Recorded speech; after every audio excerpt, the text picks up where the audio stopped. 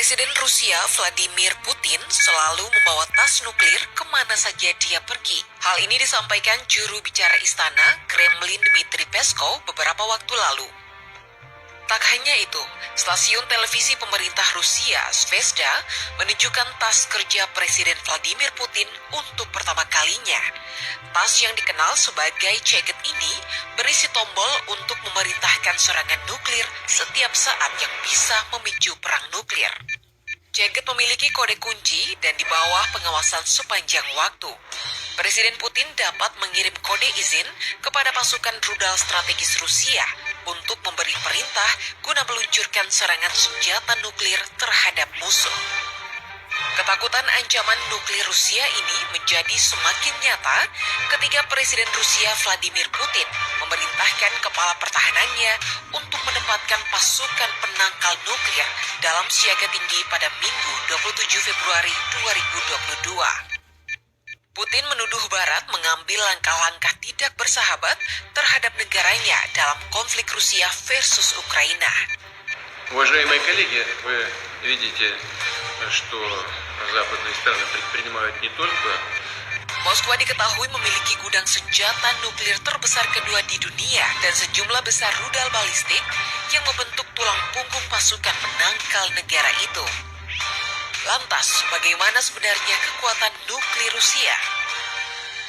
Senjata perang yang banyak dikhawatirkan sejumlah negara yaitu nuklir. Banyak negara mengembangkan senjata nuklir karena memiliki daya hancur yang sangat besar. Dari banyak negara yang mengembangkan, salah satunya Rusia yang kini sedang berseteru dengan Ukraina dan negara NATO Amerika. Diberitakan Rusia memiliki gudang senjata nuklir terbesar di dunia dengan 6.257 armada.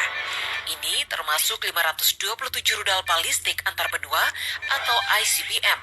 Rudal balistik yang bisa diluncurkan dari kapal selam dan alat pembom strategis. Rudal antar benua ini bisa mencapai kecepatan tertinggi 4 mil per detik dalam waktu sekitar 10 menit setelah peluncuran, yang berarti senjata mengerikan tersebut berpotensi mencapai Inggris dari Rusia dalam waktu 20 menit.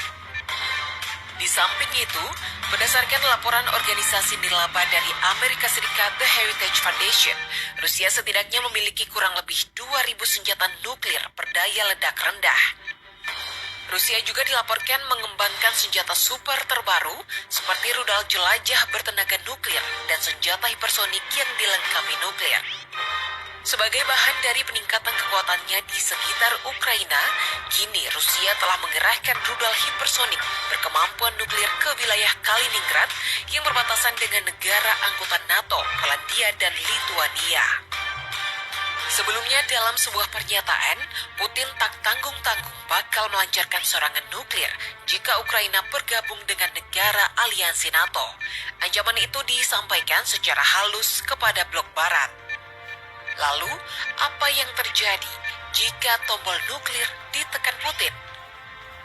Ketika Putin mengumumkan operasi militer di Ukraina, ketakutan akan hal itu terus membayang setiap saat.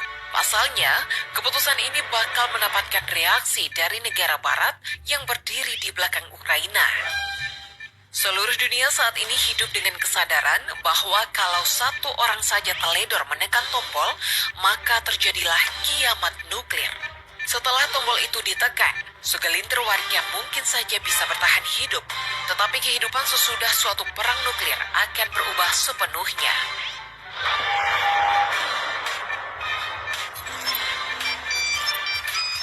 Berikut adalah beberapa hal yang akan terjadi usai perang nuklir. Pertama, turun hujan hitam pekat. Beberapa saat setelah ledakan bom atom nuklir, turun hujan lebat yang terdiri dari bulir-bulir berminyak pekat berwarna kehitaman dan dapat membunuh manusia. Jadi, bukan seperti hujan air biasa yang membersihkan debu dan memadamkan api. Di Hiroshima, hujan hitam mulai turun sekitar 20 menit setelah bom meledak. Hujan itu melingkupi daerah yang membentang 20 km di seputar titik ledakan atau ground zero. Hujan itu mencemari dengan radiasi 100 kali lebih kuat daripada kalau orang melangkah ke pusat ledakan. Kota-kota di sekitar Hiroshima terbakar hingga menyedot oksigen dari para korban yang sudah sekarat karena kehausan. Kedua, denyut elektromagnetik padamkan daya listrik. Ketika terjadi ledakan nuklir, muncullah denyut radiasi elektromagnetik yang dapat mematikan sistem listrik atau bahkan semua jaringan listrik di seluruh negeri. Dalam sebuah uji nuklir, denyut yang dihasilkan oleh ledakan itu sedemikian kuatnya sehingga melumpuhkan lampu-lampu jalan, perangkat televisi, dan telepon dalam rumah hingga jarak 1.600 km dari pusat ledakan. Jika suatu bom dirancang untuk menyebar denyut elektromagnetik untuk berdampak pada 400 hingga 480 km di suatu negara sebesar Amerika Serikat, maka jaringan daya listrik di seluruh negeri akan lumpuh. Jadi setelah ledakan bom, listrik akan padam. Kulkas-kulkas menyimpan makanan akan mati dan data pada setiap komputer akan terhapus. Yang paling parah, fasilitas penyulingan air bersih akan berhenti sehingga warga kehabisan pasokan air bersih. Ketiga, kabut asap halangi sinar matahari. Api yang melingkupi setiap sasaran bom nuklir akan menghasilkan asap celaga yang beracun.